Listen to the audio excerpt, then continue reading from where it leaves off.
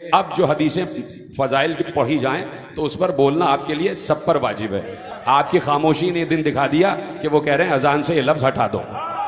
ये जो आप फजाइल पे चुप बैठे होते हैं ना, तो दूसरा सुन रहा होता है कि भाई आधे तो यकीन कर रहे हैं, आधे चुप बैठे, और आप अभी भी चुप बैठे। कम से कम सलावात ही भेज दीजिए मोहम्मद वाले मोहम्मद।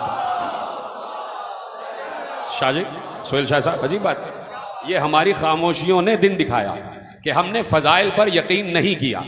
आले मोहम्मद के फजाइल जो मिंबर से पढ़े गए, पीछे बैठे वाले हजरात बोलते ही नहीं। तो जो बाहर से आता है वो कहता है कि बस आधे लोग यकीन करते हैं अली पर, आधों को तो अजान की जरूरत ही नहीं, तो पढ़ो ना पढ़ो।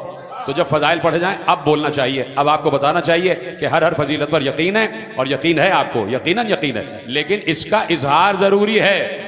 अशहदु अन्ना अलिय्यन वलियुल्लाह वसी रसूलुल्लाह व खलीफतहु बिला फस्ल, इस पर सबको यकीन है, यकीन है। तो फिर ये अजान में लाउड स्पीकर पे अजान देने की क्या जरूरत है भाई? यकीन है तो घर में लेके बैठ जाओ। ये लाउड स्पीकर पर अजान का मतलब यह है कि जब यकीन हो तो इजहार भी करो, जब अकीदा हो